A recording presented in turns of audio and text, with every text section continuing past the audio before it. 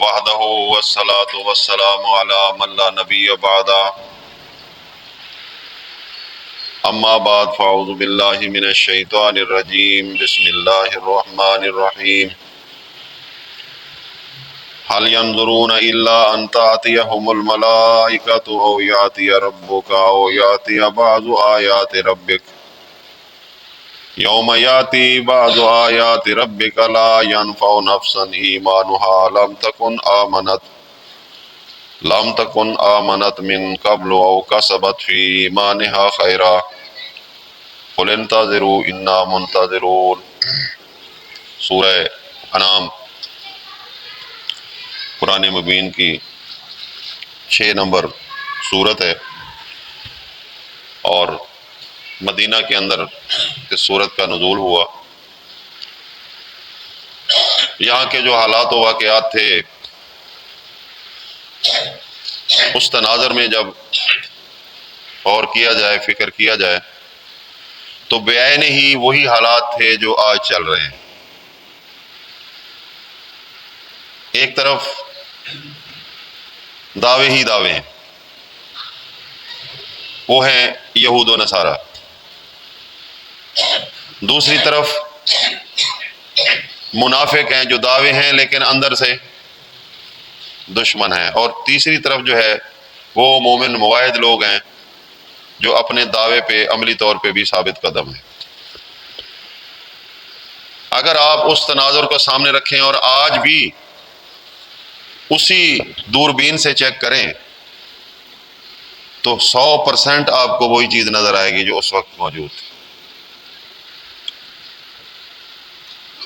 ایک طرف تو دعویٰ ہے دین کا، لیکن دین نام کی چیز کوئی نہیں ہے۔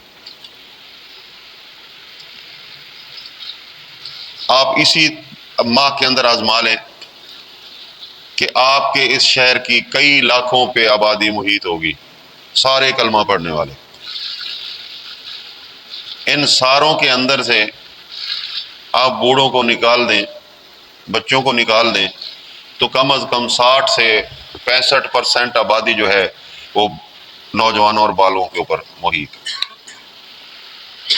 یہ سارے کلمہ پڑھنے والے کیا اللہ کا حکم مان رہے ہیں؟ چیک کرو ذرا، دیکھو۔ ایک عمل ہے، ایمان تو بڑی بات ہے نا، ایک عمل ہے۔ روزہ ایک عمل ہے ایمان کے بعد۔ اب اگر انہوں نے ایمان لایا ہے دعویٰ سچا کرنے کے لیے، تو پھر دلیل کی ضرورت ہوتی ہے۔ آپ کا دعویٰ ہے کہ ہم اللہ کے پہ ایمان لائے، اللہ کے رسول پہ ایمان لائے، اللہ کی کتابوں پہ ایمان لائے، آخرت پہ ایمان لائے، ملائکہ پہ ایمان لائے۔ یہ 5 اجزاء قرآن نے بیان کیے ایمان کے۔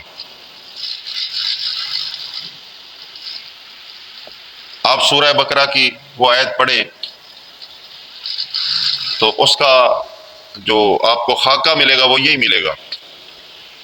لیس البر ان تولوا وجوہکم قبل المشرق والمغرب۔ یہ مشرق مغرب کی طرف منہ کر کے جو نمازیں پڑھی جا رہی ہیں، یہ جو روزے رکھے جا رہے ہیں، یہ جو قیام اللیل کیا جا رہا ہے، یہ جو فطرانے دیے جا رہے ہیں، افطار و سحر کروائی جا رہی ہے، اللہ فرماتے ہیں لیس البر، صرف نیکی یہی نہیں ہے۔ یہ صرف کا لفظ اس لیے استعمال کیا ہے، عربی میں صرف کا لفظ نہیں ہے۔ عربی میں یہ ہے کہ نیکی نہیں ہے۔ کچھ لوگوں نے یہاں سے ہاتھ صاف کرنے کی کوشش کی کہ دیکھو قرآن کہتا ہے نہ نماز نیکی ہے، نہ روزہ نیکی ہے، نہ حج ہے، نہ زکوٰۃ ہے، لہٰذا اس کو کرنا ہی نہیں چاہیے۔ تو ان کے ذہن کا ایک فطور تھا، انہوں نے آگے نہیں پڑھا۔ نیکی صرف یہ نہیں ہے کہ آپ مشرق اور مغرب کی طرف منہ کر کے نماز پڑھ لو، ولیکن البر، ولیکن اس نے وزن ڈالا ہے، استثناء کیا ہے، خاص کیا ہے کسی چیز کو۔ لیکن نیکی وہ ہے، کون سی نیکی؟ یا اللہ پاک بتا دے۔ جو نیکیاں کر کے بھی نیکیوں میں شمار نہیں تو وہ تو نقصان ہے نا۔ تو جو نیکی ہے وہ بتا دے تاکہ انسان خسارے سے بچ جائے۔ اللہ فرماتے ہیں ولیکن البر من آمن باللہ، اللہ کے ساتھ یقین پورا ہونا چاہیے۔ زبانی طور پر اللہ اللہ کرنے سے، ہو کرنے سے، تسبیحوں کی گٹ گٹ لگانے سے اللہ کی رضا نہیں ملتی جب تک یہ اندر والا، یہ آپ کا جو نفس ہے، یہ اللہ کے تابع نہ ہو جائے۔ اللہ پاک شکوہ فرماتے ہیں، یا ایھا الذین آمنوا لم تقولون ما لا تفعلون، کیوں وہ بات کہتے ہو جو تم کرتے نہیں ہو۔ تو اسی آیت کے تناظر میں آپ دیکھ لیں، اگر کوئی لا الہ الا اللہ کہہ رہا ہے اور لا الہ الا اللہ کو سمجھ نہیں رہا تو اللہ اس پہ ناراض ہے۔ کبر مقتا عند اللہ، اللہ کے نزدیک یہ ناپسندیدہ بات ہے کہ تم لا الہ الا اللہ کہو لیکن ثابت کر کے نہ دکھاؤ۔ لما تفعلون، پہلی بات ہی یہیں سے چلتی ہے۔ تو آپ دیکھ لیں، آپ کے اس شہر کے اندر دعویٰ کرنے والے بہت ہیں، لیکن دعوے کو سچا ثابت کرنے والے ذرا دوربین لگا کر دیکھیں، شاید آپ کو مل جائیں۔ کیوں کہ جس ایمان کو کھڑا رکھنا ہے اور جس ایمان کے کھڑے پن کی وجہ سے جذبہ ایمان ابھرتا ہے، انسان گردن کٹوانے تک پہنچ جاتا ہے، وہ ایمان کھڑا نہیں ہے۔ وہ 12-13 گھنٹے کی بھوک اور پیاس کو بھی قبول نہیں کر رہا، گردن کٹوانا تو دور کی بات ہے۔ سب سے پہلی بات یہ ہے کہ اللہ کا یقین کر لینا، اللہ کون ہے۔ اللہ اللہ کرنے والے بہت ہیں، لیکن اللہ کا تعارف نہیں ہے کہ اللہ ہے کون، کس طرح اس کو سمجھا جائے، کس طرح مانا جائے۔ اب قرآن سے پوچھتے ہیں کہ اللہ کون ہے۔ سب سے پہلے آپ نماز میں جائیں گے تو کہیں گے الحمدللہ رب العالمین، یعنی اللہ وہ ہے، للہ تعریف کس کے لیے، اللہ کے لیے۔ اللہ کون ہے، کس طرح پہچانے، رب العالمین، پوری کائنات کا روزی رساں ہے، ہاتھی سے لے کر چونٹی تک سب کا رازق وہی ہے، سب کا انتظام وہی کرتا ہے۔ دوسرا تعارف، وہ اللہ کہاں تک اختیار رکھتا ہے دنیا کے اندر۔ آپ سنتے ہو کہ کوئی جھولیاں بھرنے والا، کوئی کشتیوں کا پار لگانے والا، کوئی دور قریب سے فریاد سننے والا، کوئی دینے والا داتا کہلوائے، یہ کئی نام ہیں۔ ان میں سے اللہ کون ہے، اللہ کی کیا صفات ہے، وہ انفرادیت کیا ہے؟ تو اللہ کا تعارف ہوتا ہے، اللہ لا الہ الا هو الحی القیوم، اللہ وہ ہے جو الحی ہے، زندہ ہے، وہ ہر وقت زندہ ہے، ہمہ وقت زندہ ہے، موت تو دور کی بات ہے، لا تاخذہ سنۃ ولا نوم، سوتے اونگ بھی نہیں آتی۔ یعنی جو رب العالمین کا دعویٰ کرے تو عالمین کی نگرانی بھی کرنے والا ہو، تو جو سو جائے وہ نگرانی نہیں کر سکتا۔ آپ روایات کے اندر پڑھیں گے رسول اللہ صلی اللہ علیہ وسلم کے بارے میں، امہات المومنین کہتی ہیں کہ اللہ کے رسول صلی اللہ علیہ وسلم 2 رکعت تہجد نماز پڑھتے، لمبی پڑھتے، پھر 2 رکعت ہلکی پڑھتے، پھر لیٹ جاتے، پھر کچھ توقف کے بعد پھر کرتے، پھر یہ بھی کہتی ہیں کہ اللہ کے رسول صلی اللہ علیہ وسلم جلدی سو جاتے، آدھی رات کو پھر جاگتے۔ یعنی پیغمبر ہے، آخری پیغمبر، قیامت تک کے لیے چنا ہوا انسان، اللہ کا بندہ، عبد منیب، صالح، ہر اچھی خوبی اس کے اندر موجود، لیکن وہ نیند کے ہاتھوں مجبور۔ جو مجبور ہو جائے وہ اللہ یا الہ نہیں ہو سکتا۔ تو اس لیے اللہ کا تعارف، دوسرا تعارف یعنی الحی القیوم۔ اب تیسرا تعارف کہ اللہ یہاں ہے، کوئی سائڈ پہ ہو کر اپنی مرضی کرتا رہے، اس کو تو پتہ نہیں چلتا۔ تو رب العالمین پھر بھی نہیں رہتا، تمام عالم پہ کنٹرول اس کا پھر بھی نہیں رہتا، وہ تو مخلوق کی طرح مجبور ہو گیا۔ تو اللہ پاک نے یہ کمزوری بھی دور کر دی اور فرمایا وَهُوَ مَعَكُمْ أَيْنَمَا كُنتُمْ، تم جہاں بھی ہوگے اللہ وہی ہے۔ چوتھی پہچان، جب تک آپ کسی کو آواز دے کر اپنا مسئلہ نہیں بیان کرو گے تو آپ کا مسئلہ کوئی سمجھ نہیں سکے گا. آپ کی بات کسی کو سمجھ نہیں آئے گی جب آپ بیان نہیں کرو گے. اللہ فرماتے ہیں کہ میں جو رب العالمین ہوں. 20واں پارہ اٹھائیں اور پڑھیں. اللہ فرماتے ہیں امن یجیب المضطر اذا دعاہ ویکشف السوء. جب دل ہی دل میں پریشان بندہ اپنے رب کو پکارے، اذا دعاہ، اور اذا زمانی مکانی ہے، یاد رکھیں اس کے لیے کوئی قید نہیں ہے، نہ دن کی، نہ رات کی، نہ دوپہر کی، نہ شام کی، نہ دھوپ کی، نہ سائے کی. اذا جب بھی، جس وقت بھی پوری کائنات کے اندر سے کوئی بھی پریشان حال دل اپنے مالک کی طرف جستجو کرے گا تو اللہ فرماتے ہیں نہ میں سنتا ہوں بلکہ اس کو دور بھی. ایسا ہے کوئی اور الہ؟ لیکن یہاں تو وہ کچھ اور ہی چل رہا ہے. شہباز کرے پرواز، غور کیا کبھی آپ نے؟ شہباز کرے پرواز جانے راز دلا دے.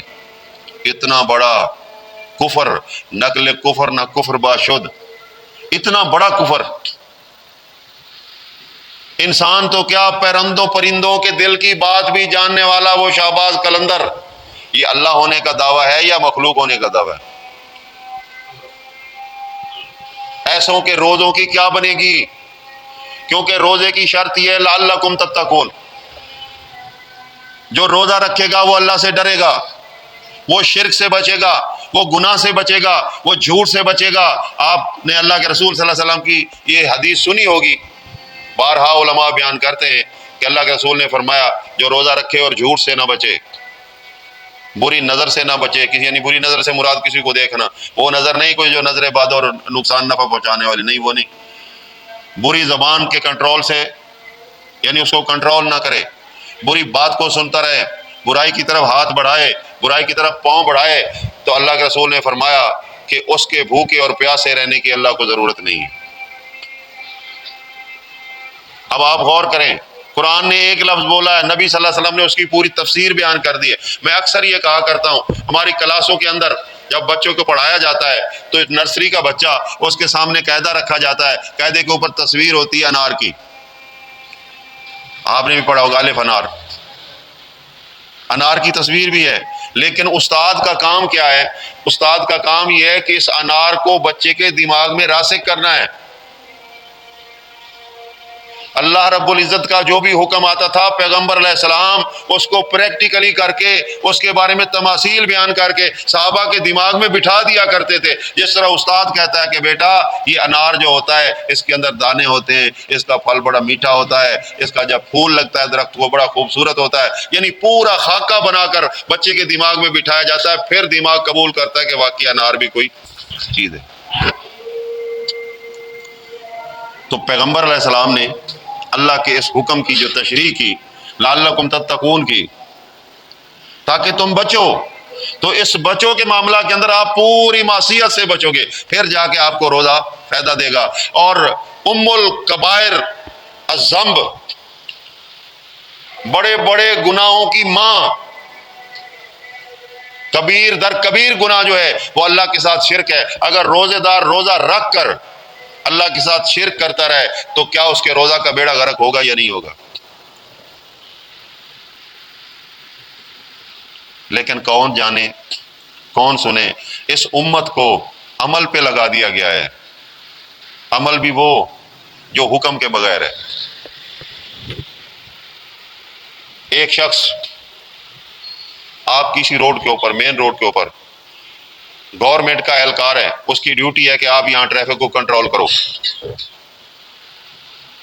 وہ اس ڈیوٹی کے اندر خیانت کرتا ہے، 8 گھنٹے کی بجائے 7.5 کر لیتا ہے، 7 کر لیتا ہے.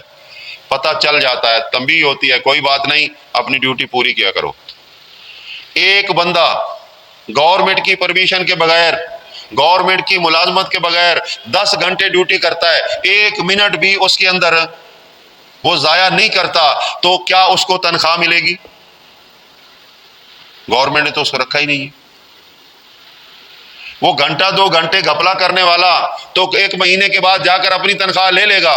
وہ 10 گھنٹے مسلسل 1 منٹ بھی ادھر ادھر نہیں ہوا، وہ بھی جا کر جب کہے گا مجھے تنخواہ دو تو پوچھیں گے اپنا کارڈ دکھاؤ، کہاں بھرتی ہوئے تھے.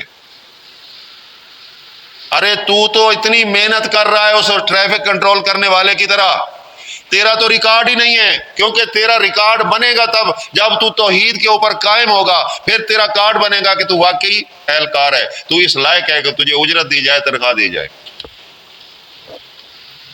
توحید ہے نہیں، شرک کی بھرمار ہے۔ لیکن یہاں تو یہ ہے کہ لوگوں کو سرور ہی تب آتا ہے جب شرک ہو رہا ہو۔ اذا تتلی علیہم آیاتنا بینات، جب اللہ کی آیتیں ان کے سامنے کھول کر بیان کی جاتی ہیں، شرک و کفر کی نفی کی جاتی ہے، تو پھر کیا ہوتا ہے؟ تعرف فی وجوہ الذین کفروا المنکر، سورہ کہف کے اندر ہے کہ تم دیکھو گے کہ یہ جو منکر لوگ ہیں نا، ان کے چہرے لال ہو رہے ہوتے ہیں، غصہ آ رہا ہوتا ہے، غضب میں آ رہے ہوتے ہیں۔ اذا دعی اللہ وحدہ اشمئزت قلوب الذین لا یؤمنون، جب اللہ واحد کو پکارا جا رہا ہو تو ان کے دل ابل کر باہر آ رہے ہیں، ایسے شکنجے کے اندر ہوتے ہیں۔ تو جب ساتھ کسی شریک کا نام لے لیا جائے تو پھر ان کے دل باغ باہر ہو جاتے ہیں۔ اب آپ سنتے ہوں گے اکثر، جو اللہ چاہے، جو اللہ کا رسول چاہے، یہ عام محاورہ ہے۔ نظر اللہ نیاز حسین، اللہ کی رحمت اور پانچ پاک کی رحمت ہو، یعنی اللہ کو مانا ہے لیکن اس انداز کے ساتھ مانا ہے کہ ساتھ اس کے شریک بھی بنائیں۔ آپ کسی کو کہہ کر دیکھ لو کہ جو اللہ چاہے بس، وما تشاؤون الا ان یشاء اللہ رب العالمین، تم کچھ نہ چاہو مگر وہ جو اللہ چاہے۔ رسول تو خود اللہ کے چاہنے پہ چل رہا ہے۔ قرآن حکیم کو پڑھیں ذرا، اللہ کے پیغمبر محمد علیہ السلام اپنی بیوی کے کہنے پہ کسی چیز سے اپنے آپ کو روک لی۔ سورہ تحریم میں پہلی آیت ہے۔ اب روایات میں تو آتا ہے تو شہد ہے، واللہ عالم۔ اب اللہ چاہتا تھا کہ میرا پیغمبر یہ چیز استعمال کرے، اپنے استعمال میں لائے۔ بیویوں نے کہا کہ پیغمبر یہ چیز استعمال نہ کرے، تو اللہ کے رسول صلی اللہ علیہ وسلم نے، یعنی وہ سوچ نہیں تھی، نیت نہیں تھی، اللہ دلوں کو جانتا ہے نا، ایک مفاہمت اور ایک اچھے انداز کے ساتھ، چلو بیویاں پسند نہیں کر رہی، کوئی بات نہیں، اللہ کے رسول صلی اللہ علیہ وسلم نے اس چیز سے اپنے آپ کو روک لیا۔ تو اللہ پاک نے وہی فرما دی، یا ایھا النبی لم تحرم ما احل اللہ لک ان تبتغی مرضات ازواجک، اے پیغمبر اس چیز سے کیوں رک گئے ہو جو اللہ نے تجھے اجازت دی ہے۔ حرام کا معنی ہوتا ہے رکنا، اور حلال کا معنی ہوتا ہے اجازت دینا۔ اللہ نے تجھے اجازت دی اور تو رک گیا ہے، کیوں؟ پھر روایت بتاتی ہے کہ اللہ کے رسول صلی اللہ علیہ وسلم نے فوراً وہ چیز منگوائی اور اسی وقت استعمال کی۔ تو معلوم کیا ہوا؟ قرآن نے یہ ثابت کیا کہ پیغمبر بھی اپنی من چاہی نہیں کر سکتا، وہ بھی رب چاہی کرنے کا پابند ہے۔ آج اسی پیغمبر کے بارے میں تو کہے جو اللہ چاہے اور اللہ کا رسول چاہے، تو بتا ذرا، دو چاہنے والوں میں کبھی اختلاف بھی تو ہو سکتا ہے نا، ایک کہے میں یہ چاہتا ہوں، دوسرا کہے میں یہ چاہتا ہوں، تو معاملہ گڑبڑ ہو گیا یا نہیں ہوا؟ اللہ پاک نے اس راستے کی بالکل دیوار کھڑی کر دی، بند کر دیا اس راستے کو، کہ اللہ فرماتے ہیں اگر میرے علاوہ کائنات میں کوئی الہ ہوتا لفسدتا، تو دونوں زمین و آسمان کے اندر فساد کھڑا ہو جاتا، ایک کہتا یہ میری ملکیت، دوسرا کہتا میری ملکیت۔ لہذا کوئی الہ نہیں ہے، جب کوئی الہ نہیں ہے تو کسی کی مرضی بھی نہیں چل سکتی۔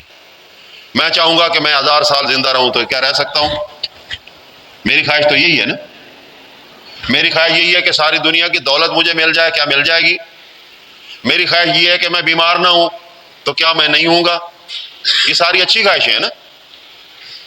اور سورہ یونس پڑھیں، اللہ کے رسول صلی اللہ علیہ وسلم فرماتے ہیں لا املک لنفسی نفعا ولا ضرا الا ما شاء اللہ،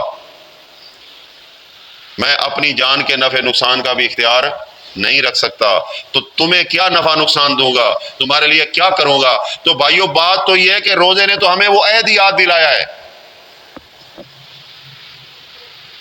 وہ کون سا عہد ہے؟ لا الہ الا اللہ، یہ عہد ہے، یہ ورد نہیں ہے۔ لوگوں نے اس کو ورد بنایا ہوا ہے، تسبیح چل رہی ہے، منکے پہ منکا چل رہا ہے، نہیں، یہ ایک معاہدہ آپ نے سائن کر دیا ہے۔ عقیدہ عقد سے ہوتا ہے، یہ یاد رکھنا، عقیدہ عقد سے ہوتا ہے، اور عقد نکاح کو بھی کہتے ہیں۔ نکاح ایک بار ہوتا ہے یا ہر دن ہوتا رہتا ہے؟ ایک بار ہوتا ہے۔ اب اس نکاح کے ٹوٹنے کی وجہ جو ہوتی ہے وہ عدم اعتماد ہوتا ہے، میاں بیوی کے درمیان عدم اعتماد ہوتا ہے۔ اب ایک عورت کا عقد ایک مرد کے ساتھ ہو گیا، یعنی نکاح ہو گیا، عقیدہ ہو گیا، پابند ہو گئی، تابعدار ہو گئی، اس کے لیے حلال، باقی کے لیے حرام، یہ اصول ہے۔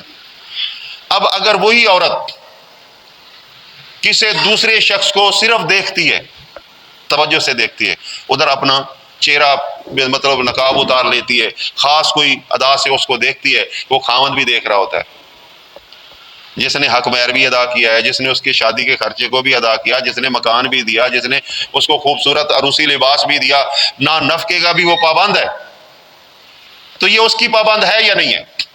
نکاح کا یہی مطلب ہے، اس کی پابند ہے۔ اب اس نے صرف دیکھا ہے دوسرے کی طرف، تو خامد کو اچھا نہیں لگا، اس نے کہا باز آ جا، باز آ جا، یہ میرا حق ہے، کسی اور کو نہ دے۔ ہو سکتا ہے عورت آگے سے کہا میں نے دیکھا ہی ہے، جو تو سوچ رہا ہے وہ تو میں نے کیا ہی نہیں، میں نے تو ابھی دیکھا ہے۔ تو ہمیشہ برائی کی ابتدا جو ہوتی ہے وہ آنکھ سے ہوتی ہے، یہاں سے اصل سلسلہ چلتا ہے۔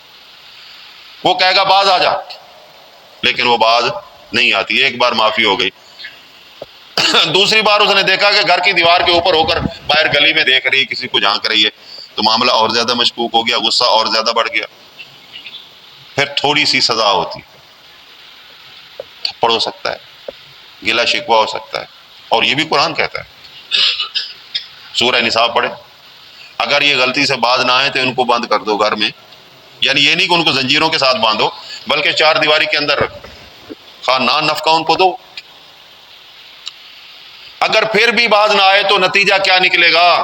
پھر نتیجہ یہ نکلے گا کہ طلاق دو، اس کو آزاد کر دو، یہ پابند رہنے کے قابل نہیں ہے۔ اچھا اب جو ہے وہ اس کی زندگی کیا ہو گئی؟ پہلے محفوظ زندگی تھی، اب غیر محفوظ ہو گئی، وہ خامد والی بھی نہیں رہی، اس کا گھر در بھی نہیں رہا، کوئی پرسان حال بھی نہیں رہا، تو نتیجہ کیا نکلے گا کہ وہ کٹی پتنگ کی طرح کسی ہاتھ میں ہوگی، کبھی کسی ہاتھ میں ہوگی، کبھی کسی ہاتھ میں ہوگی، یہ رزلٹ ہوگا نا۔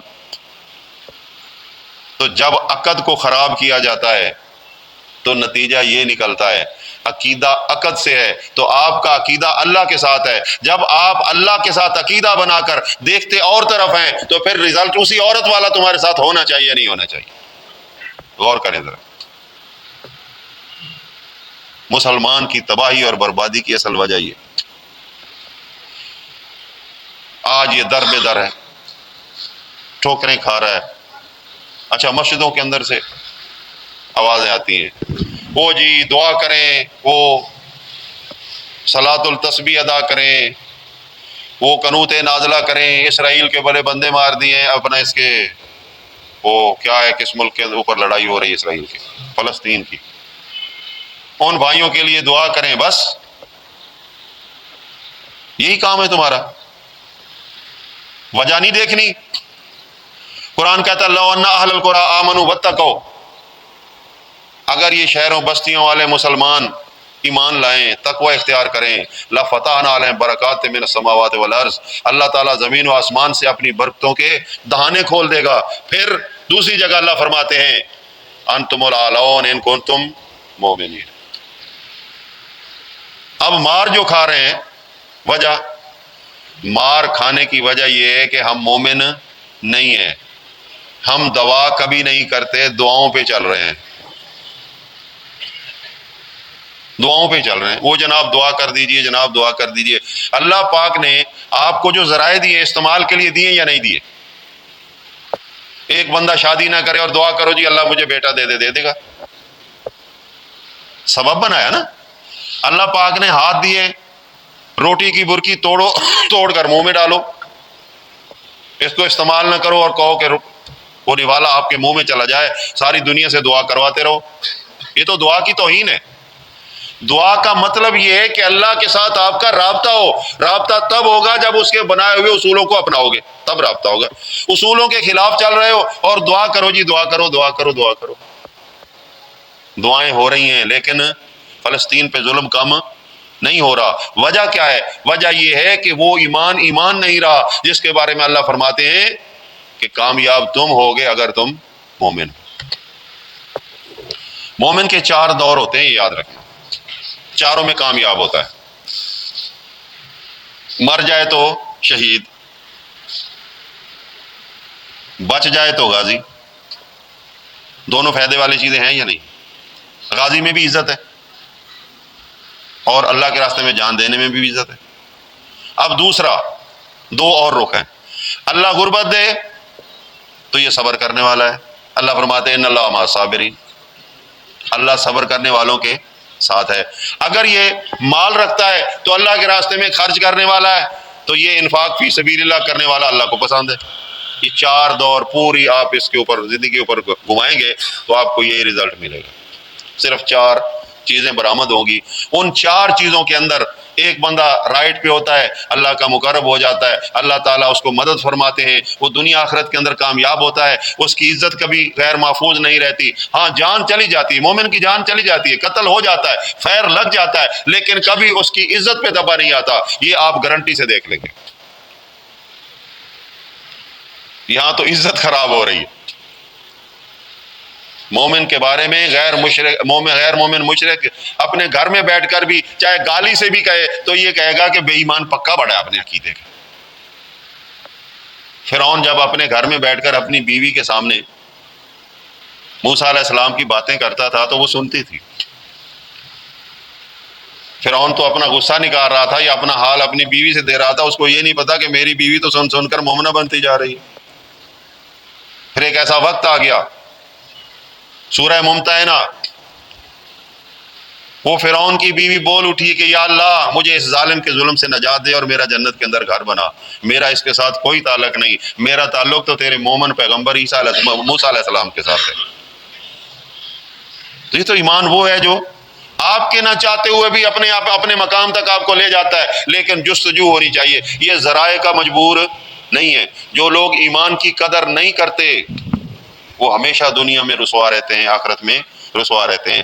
اگر انہوں نے قیام اللیل کیا ہے، انہوں نے روزے رکھے ہیں، انہوں نے افطار اور سحر کروائے ہیں، انہوں نے فطرانے دیے ہیں، بھائی آپ نے اچھا کام کیا ہے، لیکن اس سے بڑا اچھا کام یہ ہے کہ آج ہی اپنا عقیدہ درست کر لو، آج ہی غیر اللہ کی بیکاری بننا چھوڑ دو، غیر اللہ پہ امید رکھنا چھوڑ دو، غیر اللہ کے سجدے اور نذرانے اور آستانے اور یہ ساری چیزوں کو چھوڑ کر ایک اللہ کے در پہ آ جاؤ۔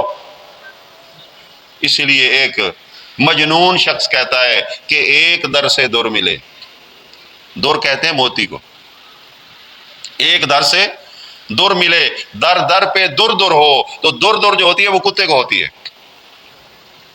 جب تم در در پہ جاؤ گے موتی کیا تمہیں تو جھڑکا جائے گا، تمہیں تو روڑے مارے جائیں گے، تمہیں تو بھگایا جائے گا۔ جب ایک در کے ہو جاؤ گے تو پھر موتی پاؤ گے۔ پھر آپ کے یہ اعمال بے شک تعداد میں کم ہو لیکن معیار میں بہت بلند ہو جائیں گے۔ یہی سورہ انعام ہے، اس کے اندر اللہ پاک فرماتے ہیں من جا بالحسنۃ، میری بات کو آپ سمجھ لیں، غور کر لیں، قرآن حکیم آپ کے سامنے پیش کر رہا ہوں، من جا بالحسنۃ فلہ عشر امثالہا، ہے منافق کا سودا یا نہیں؟ 1 لگاؤ اور 10 کماؤ۔ دنیا میں کوئی ایسا کاروبار بتاؤ ہے؟ 1 روپے کے 10، لیکن اللہ رب العزت کی اس دین والی تجارت کے اندر یہ ہے۔ بلکہ اگر آپ اس سے بھی زیادہ منافع لینا چاہتے ہو تو سورہ آل عمران پڑھ لو، اللہ تعالیٰ فرماتے ہیں ان مومنوں کے اعمال کی مثال ایسے کماثل حبۃ، جیسے ایک دانہ زمین میں ڈالا، گندم کا ایک دانہ، انبتت 7 سنابلہ، اس میں سے 7 بالی نکلی جس کو سیٹا کہتے ہیں، 7 بالیاں آ گئیں، فی کل سنبلۃ 100 حبہ، ہر بالی کے اندر 100 دانہ، تو ایک کا کتنا مل گیا؟ 700۔ ابھی بھی بات آگے ہے، بات یہیں ختم نہیں ہوئی۔ اللہ فرماتے ہیں من ذا الذی یقرض اللہ قرضا حسنا، جو اللہ کو قرض دے فیضاعف لہ اضعافا کثیرا، یہاں گنتی ختم ہو گئی، ریاضی ختم ہو گئی ہے، عدد کو اللہ نے ختم کر دیا، اللہ اتنا دے گا کہ اس کی کوئی تعداد ہی نہیں بتائی، لیکن ملے گا کس کو؟ اگلا سوال، ملے گا کس کو؟ مومن کو، فرقہ واریت کو نہیں، غیر اللہ کے پکارنے والے کو نہیں، میں حیران ہوا، لوگ شرک بھی بڑا عجیب عجیب طریقے سے کرتے ہیں۔ ایک ہمارا مسلمانوں کا گروہ ہے، بہت بڑا دعویٰ کرتا ہے، اس کے ساتھ بات ہوئی، میں نے کہا یار یہ دین کی بات ہے، کتاب اللہ کے اندر موجود ہے۔ کہتا ہے او ہو کس کی بات کرتے ہو؟ قرآن کی بات کرتے ہو؟ میں نے کہا ہاں۔ کہتا ہے دین تو اصل بخاری شریف میں ہے۔ آپ سمجھ گئے ہوں گے کون ہے، بخاری شریف میں۔ میں نے کہا یار ایک بات بتاؤ، یہ شریف کا معنی کیا ہوتا ہے؟ شریف کا معنی کیا ہے؟ کہتا ہے عزت توقیر والا۔ تو میں نے کہا اللہ کے کلام سے زیادہ بخاری کے کلام کی عزت ہے؟ تو نے قرآن شریف نہیں کہا، صرف قرآن کہا، جب بخاری کی بات آئی تو نے بخاری شریف کہہ دیا۔ میں نے کہا تیرا یہی حال ہے کہ لوگ مسجد کو مسجد شریف نہیں کہتے، بلکہ مزار کو کہتے ہیں مزار شریف۔ مسجد کو کہیں تو سیدھا مسجد نہیں کہتے بلکہ مسجد ہی کہہ دیتے ہیں، مسجد۔ لیکن مزار شریف یہ شریف نہیں ہے جہاں اللہ کی عبادت ہوتی ہے، جہاں غیر اللہ کی ہو رہی وہ شریف ہے۔ تو فیصلہ سامنے نہیں آ گیا؟ کوئی کمی رہ گئی ہے فیصلے میں؟ جب یہ حالت ہو جائے تو پھر الامان والعفیظ۔ بھائیو اپنی اس محنت کی اگر قدر پانا چاہتے ہو، اگر اس کا بھرپور اجر چاہتے ہو تو اللہ کی توحید پہ آ جاؤ، شرک و کفر کو چھوڑو، بدعات کو چھوڑو۔ اس کی بڑی قسمیں ہیں، بہت قسمیں ہیں۔ اللہ پاک سے دعا بھی کرنی ہے، دوا بھی کرنی ہے۔ ہر مرض کی دوا ہے اللہ نے اتاری ہے، اور ایمان کے مرض کی دوا یہ کتاب اللہ ہے۔ اللہ فرماتے ہیں شفاء لما فی الصدور، یہ سینوں کے اندر جو دل ہے ان کو شفا دیتی ہے، اس ایمان کو شفا دیتی ہے۔ اس کتاب سے رابطہ بڑھائیں۔ آپ نے صرف قاری سے سنا ہوگا یا سنیں گے 2-4 دن اور کہ وہ قرآن پڑھ رہا ہے، ایسے پڑھے جا رہا ہے پڑھے جا رہا ہے پڑھے جا رہا ہے، جیسے ٹیپ ریکارڈر چلائی ہوئی ہے، اس کے اوپر ایک ریل چل رہی ہے، اس کو نان سٹاپ بٹن اوکے کر دیا گیا ہے۔ اب نہ پتہ پڑھنے والے کو میں کیا پڑھ رہا ہوں، نہ پتہ سننے والوں کو میں کیا سن رہا ہوں، اور آدھا پونا گھنٹہ خوب پریڈ کرا دی جاتی ہے، اس کے بعد جناب چلو جاؤ اپنا۔ قرآن کی یہ قدر ہے۔ رات ایک سوال ہوا درس کے دوران کہ جی بسم اللہ پڑھ کے اگر قرآن کے اوپر انگلی چلائی جائے ہر سطر پہ تو ثواب ملتا ہے؟ یہ سوال تھا۔ میں نے کہا اس کا جواب میں آپ کو دیتا ہوں۔ آپ کا بچہ اگر پڑھ رہا ہے، ایک بک ہے جس کو باہر لکھا ہوا ہے جرنل نالج، کتاب ہے نا ایک نصاب کی، جرنل نالج۔ اب وہ ایک لفظ کو پکڑتا ہے اور کتاب کے ہر ورق پہ انگلی رکھتا ہے، general knowledge general knowledge general knowledge general knowledge. فائدہ ملے گا امتحان میں، سبق سنانے میں، سمجھنے میں کوئی فائدہ ملے گا؟ لیکن تو کہے گا کہ نہیں نہیں یہ جرنل نالج نہیں کہنا چاہیے بلکہ کتاب کا اصل پڑھنا چاہیے۔ میں نے کہا تیرے دماغ میں اتنا بھی شعور نہیں ہے کہ انسان کی کتاب تو سمجھ کر پڑھے، اور اللہ کی کتاب جو ہے اس کو صرف جرنل نالج بسم اللہ بسم اللہ بسم اللہ بسم اللہ، حرام ہے تبھی بسم اللہ، حلال ہے تبھی بسم اللہ، نکاح کا مسئلہ ہے تبھی بسم اللہ، طلاق کا ہے تبھی بسم اللہ، خنزیر کی حرمت ہے، غیر اللہ کی پکار کی حرمت ہے، ہر جگہ پہ تو بسم اللہ ہی پڑھتا جا رہا ہے۔ بتا تیرا دین کیسا ہے؟ یہ ہے ہماری حالت۔ فکر کرنی ہے۔ دین دنیا کو ریجیکٹ نہیں کرتا بلکہ دین دنیا کے اوپر چلتا ہے۔ نیچے دنیا ہوتی ہے، اوپر دین ہوتا ہے۔ اگر دنیا نہ ہو تو دین نہیں رہتا، یہ یاد رکھیں۔ یہ کشتی اور پانی کی مثال ہے۔ جو تارے کے دنیا ہوتے ہیں وہ اسلام سے خارج ہوتے ہیں، روحانیت میں چلے جاتے ہیں۔ نہیں، اصل مزہ تب ہے کہ دونوں جز ہوں، پھر صحیح سمت کا، کشتی بھی ہو پانی بھی ہو، پھر کشتی کو صحیح طریقے سے چلایا جائے، آپ منزل پہ جائیں گے۔ اللہ کے رسول صلی اللہ علیہ وسلم نے اسی طرح کی مثال دی ہے کہ دنیا جو ہے یہ سمندر ہے، یہ دریا ہے، کشتی جو ہے یہ اسلام ہے۔ یہ کشتی پانی کے اوپر رہتی ہے، دنیا کے اوپر غالب رہتی ہے، منزلیں طے ہوتی رہتی ہیں، لیکن اس کے اندر جب سوراخ کرنے شروع کر دیے جائیں تو آہستہ آہستہ آہستہ آہستہ آہستہ آہستہ پانی غالب آتا جاتا ہے، کشتی نیچے چلی جاتی ہے۔ نہ صرف منزلیں رک جاتی ہیں بلکہ کشتی نیست و نابود ہو جاتی ہے۔ تو مثال دی ہے، ایمان جو ہے یہ ایک ایسی چیز ہے، کشتی کی مانند ہے، دنیا کی خواہشوں کے اوپر چلتا ہے، خواہشوں کو نیچے دباتا ہے۔ جب اس میں سوراخ ہونے شروع ہوتے ہیں، شیطانی خواہشات آتی ہیں، تو پھر آہستہ آہستہ ایمان ڈوبنا شروع ہو جاتا ہے۔ پھر ایک وقت ایسا آتا ہے کہ ایمان نیچے غرق ہو جاتا ہے اور دنیا غالب آ جاتی ہے۔ تو اسی لیے رسول اللہ صلی اللہ علیہ وسلم نے ہمیں سمجھایا ہے مختلف طریقوں سے، مختلف انداز سے، کہ ہم اس ایمان کی قدر کریں جس ایمان کو ابھی تک زبان نے چکھا ہے، دل کے اندر اس کا اثر نہیں ہوا۔ یہ مدر پدر مسلمان والی بات نہیں چلے گی، بات ہوگی اصل مسلمان کی، اصل مومن کی، جو شرک و کفر اور بدعت سے دور ہوگا۔ ہمیشہ ان کی تعداد تھوڑی رہی ہے۔ کچھ لوگ یہ خیال کرتے ہیں کہ جناب یہ دنیا کی بڑی بڑی مسجدیں بھری ہوتی ہیں، ہزاروں لوگوں کا مجمع ہوتا ہے، جب جمعہ پڑھا جاتا ہے یہ سارے بے ایمان ہیں، یہ سارے مشرک ہیں۔ پھر آپ یہ رائے قرآن سے لے لیں، کسی کے کہنے پہ نہ چلیں۔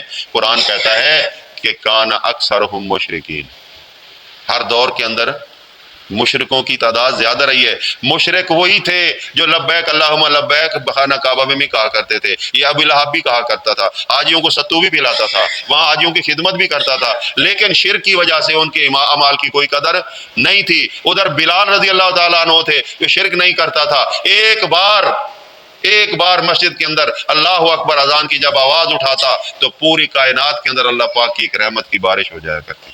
یہ ہے مومن اور غیر مومن کا فرق۔ تو مومن بنیے، اپنے روزے نمازوں، اپنے صدقات، قیام اللیل، ان کی قدر پائیے، ان کا اجر پائیے۔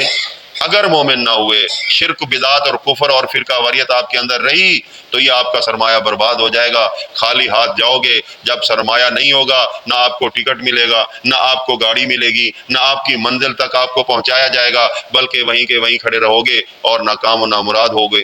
تو اللہ سے دعا کرتا ہوں اللہ تعالیٰ مجھے اور آپ کو صحیح عقیدہ اور ایمان اپنانے کی توفیق عطا فرمائے۔ اللہ پاک ہمیں شرک اور کفر اور یہ جو بہت بڑا فرعون ہے، یقین کریں لوگ اس فرعون کا جو مصر کا بادشاہ تھا نام سن کر گالیاں دیتے ہیں، لیکن وہ فرعون بڑا نہیں تھا۔ زیادہ سے زیادہ کیا کرتا؟ بنی اسرائیل کے بچوں کو مار دیتا تھا۔ جب کسی کو قتل کیا جائے تو اس کو کتنی دیر تکلیف ہوگی اندازہ، جب تک خون اس کا نکل جائے گا، جسم ٹھنڈا ہو جائے گا، منٹ لگا لو، 2 لگا لو، وہ تکلیف سے آزاد ہو جائے گا۔ لیکن ایک فرعون ایسا ہے جو حضرت صاحب کی شکل میں ہے، یہ آپ کو دنیا میں بھی اذیت میں رکھے گا اور بد عقیدہ بنا کر قیامت کے بعد بھی آپ کو ہمیشہ ہمیشہ آگ کی طرف لے کر جائے گا، جہنم کی طرف لے کر جائے گا۔ یہ بڑا فرعون ہے۔ جب تک اس فرعون سے آپ نہیں بچیں گے اس وقت تک آپ کامیاب نہیں ہو سکتے۔ اور اس فرعون سے بچنے کا واحد ذریعہ ہے کہ وَاعْتَصِمُوا بِحَبْلِ اللَّهِ، اللہ کی کتاب، اللہ کی رسی کو پکڑو، اس سے دین لو، اسی کو سمجھو، اس پہ غور و فکر کرو۔ یہ ویسے ڈراتا ہے آپ کو کہ ترجمہ نہ پڑھنا گمراہ ہو جاؤ گے۔ ارے تو ترجمہ پڑھتا ہے، تو کیوں نہیں گمراہ ہوا؟ مولوی تو بھی تو گمراہ ہوتا اگر ترجمہ پڑھنا گمراہی ہے۔ دوسروں کو ڈراتا ہے کہ تو ترجمہ نہ پڑھنا، نہیں، ترجمہ پڑھو تاکہ آپ کو پتہ چلے کہ حلال و حرام ہوتا کیا ہے۔ اللہ پاک میری اور آپ کی محنت کو قبول فرمائے۔ اللہ تعالی ہمارے یہ روزے، یہ صدقات، یہ قیام اللیل اپنی بارگاہ کے اندر ان کو عزت سے نوازے، شرف سے نوازے۔ لیکن ہمارا کام جو ہے وہ کم از کم ہم اپنا کام کر لیں کہ اللہ کی رحمت عام ہو جائے گی، ہم اپنے غلط عقیدے، غلط نظریات، غلط سوچوں کو چھوڑ کر مومن اور موحد بن جائیں۔ سبحان ربک رب العزت عما یصفون وسلام علی المرسلین والحمد للہ رب العالمین۔